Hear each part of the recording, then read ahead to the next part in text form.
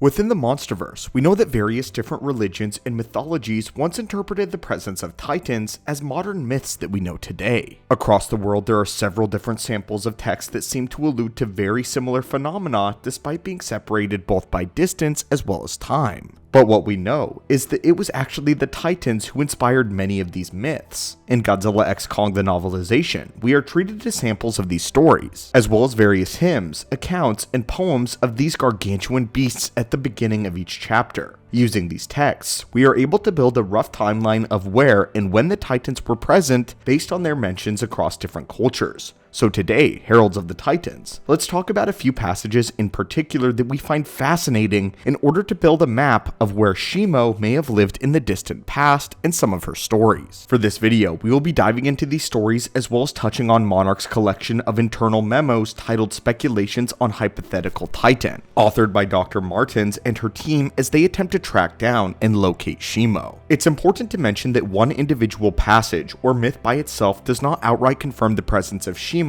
at any given point in the timeline, and some of them seem to just be symbolic in meaning. But we know that Dr. Andrews' first job before she became the primary authority of Kong was to study ancient legends and mythologies in an attempt to find connections to the Titans. Her entire job was to sift through documents just like these in order to evaluate whether or not Titans may have actually been sighted, and Monarch themselves have addressed some of these stories as likely contenders for real Titans, and maybe even Shimo. This is all to say that we're not just pulling random myths of ice monsters, but specifically looking at the ones Monarch themselves are most interested in, and that the novel goes out of its way to share. With that out of the way, let's begin with the earliest example that we currently know of, that being the Avestan account of the Winter Dragon. The Avesta is a collection of ancient Persian religious texts originating from modern-day Iran, those that detail the practices of Zoroastrianism.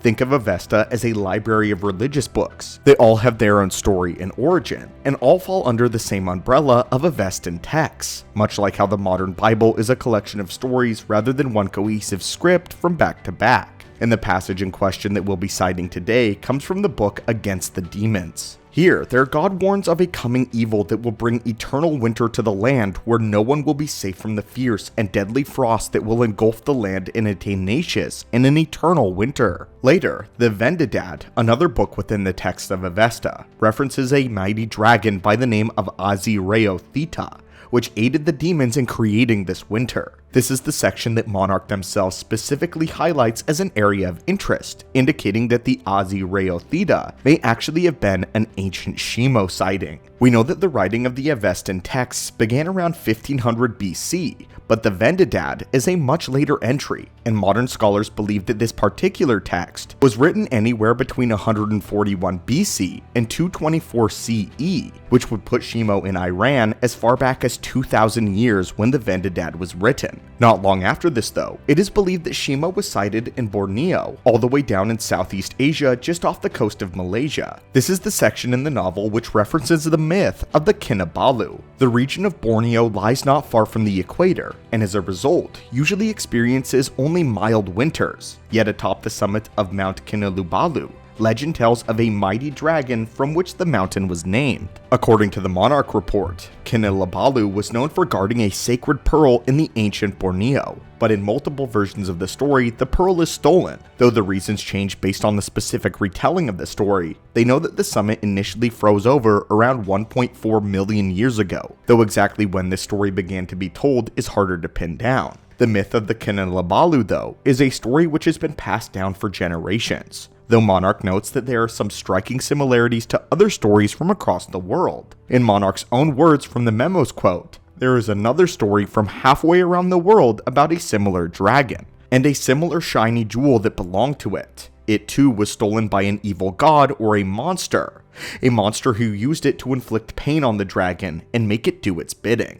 This is very clearly setting up the presence of the Skar king, who used his crystal to do exactly what his myth is describing to Shimo. Across various different Asian mythologies, including Chinese and Japanese retellings, there are very similar stories of dragons, typically protecting some sort of treasure, a jewel, a gem, a pearl, or something else, and then having it stolen from them. Normally, these diamonds are meant to symbolize enlightenment or knowledge in most cases, but in the Monsterverse, it's implied that there is much more truth to these stories than might be in the real world. The reason we list this one after the myth of the Persian winter dragon is because the story of Kinilabalu is difficult to trace back to one specific start date. We know that the story became westernized when Admiral Chen Ho made his way to Borneo in the early 1400s and learned of the dragon, but it was already a multi-generational story by the time that he arrived.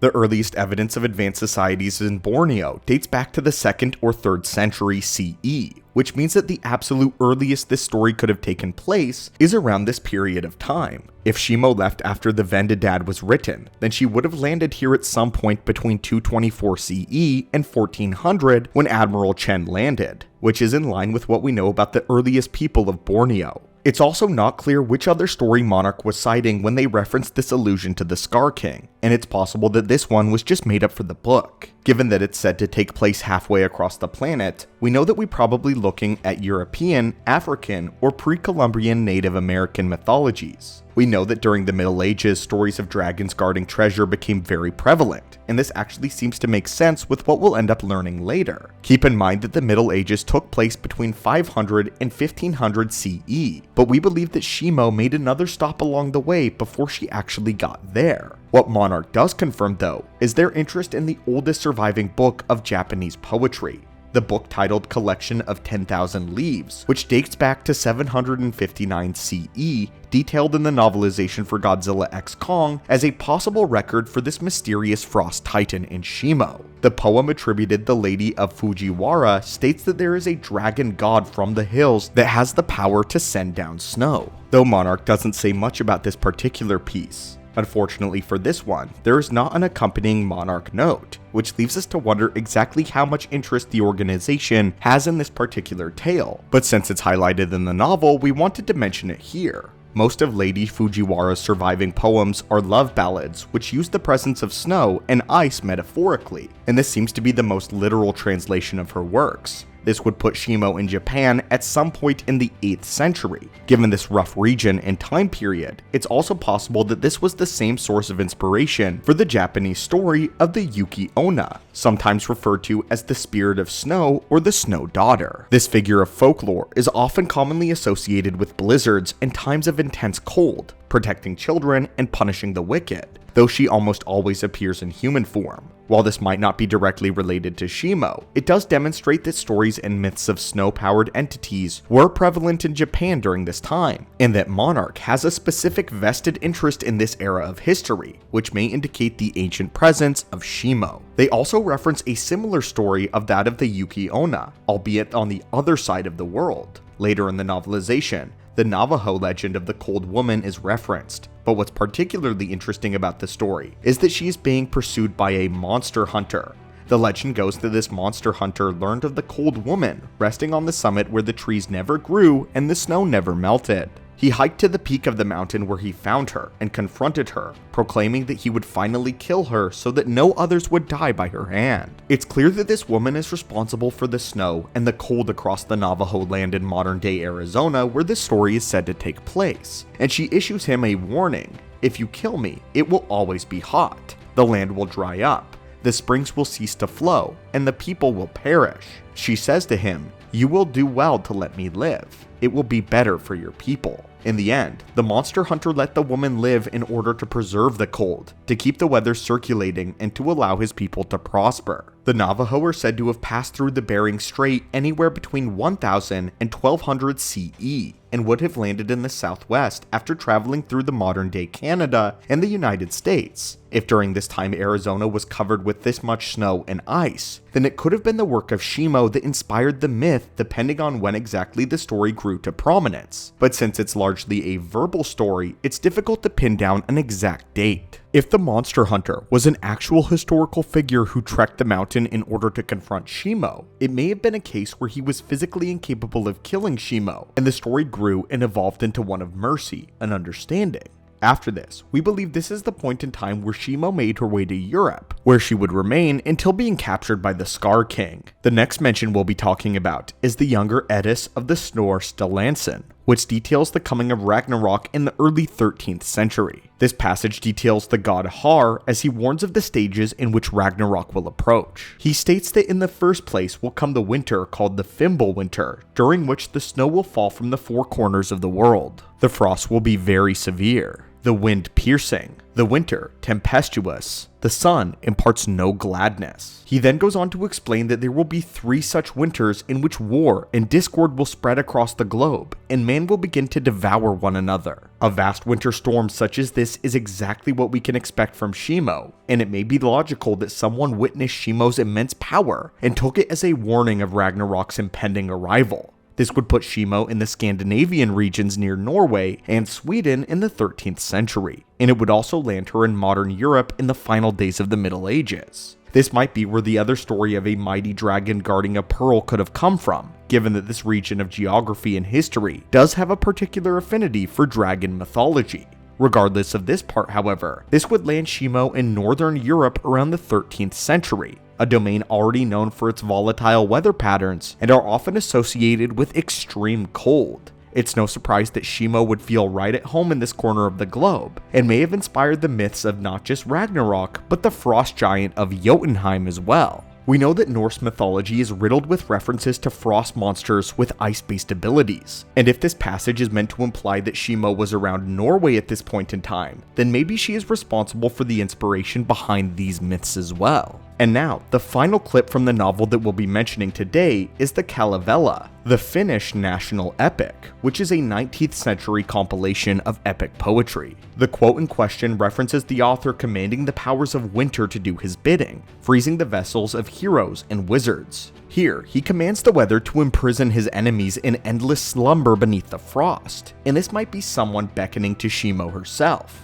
If this poet is talking about his desire to control Shimo and her immense power in a quite literal sense, then it may be the most recent sighting of Shimo that we've had until her time under the Skar King. It might mean that until as far as the 19th century, she was still free and roaming the earth, making her way across medieval Europe, from Norway to Finland, in order to inspire this poem. And she would only fall under the control of the great apes within the last 200 years. While 200 years may seem like a long time, on the scale of Titans, it's not nearly as long as we humans believe it is. If we are to take all of these sources that seem to be inspired by tangible Shimo sightings, and are not just thematically relevant to the chapters that they precede, then we can build a rough timeline of where Shimo may have been. We know that she started the last ice age, which ended around 10,000 years ago. Samples of ice were pulled from Greenland by Dr. Martynas from 2.5 million years ago that showed evidence of a near instantaneous freezing, meaning that Shimo was present here at some point in the rough vicinity when Dr. Martynas was able to date the ice. She also references other samples from Siberia and other unnamed locations, but doesn't give specific dates as to when these samples dated Shimo's presence. After the Ice Age concluded around 10,000 years ago, Shimo seems to have had her way with Persia, where she was captured in the Venedat between 141 BC and 224 CE. From here, Shimo ventured to Borneo, where locals began to tell of a mighty dragon known as the Kinabalu, and she later had Mount Kinabalu named after her. Exactly when she landed here is a bit harder to determine, as we mentioned, but by 800 CE, she had made her way to Japan and into the collection of 10,000 Leaves. A few hundred years after this, the Navajo tribe would have landed in the southwestern region of North America, where Shimo would meet them and inspire the myth of the Cold Woman and the Monster Hunter. She would drift here for several hundred years until making her way into Scandinavia, as well as Sweden at the turn of the 13th century, where she seems to have remained for the rest of her modern life until being abducted by the Skar King. Here, Shimo inspired the myths of ancient Norse frost giants and heralded the coming of Ragnarok. But since this region was already frozen over, she seems to have made it her home. We have reason to believe that she was present here in this area all the way until the 19th century thanks to the Kalevala in Finland, not too far from Norway. At some point following this, Shimo came into the captivity of the Skar King, where we meet her in the present day during the events of Godzilla x Kong. And with that, we seem to have a fairly accurate map of where Shimo has been for the past 2,000 years. But anyway, my friends, how accurate do you think that this map is from the novelization? And do you think these passages are based on specific Shimo sightings? And if so, what other stories could have been inspired by Shimo's presence? Do you think there are any prominent gaps in the timeline that can be explained by other myths and legends from across the world? And if so, be sure to let us know which ones. As always, my friends, thank you so much for visiting the channel. Atomic blast that subscribe button for more kaiju lore, and have a great day.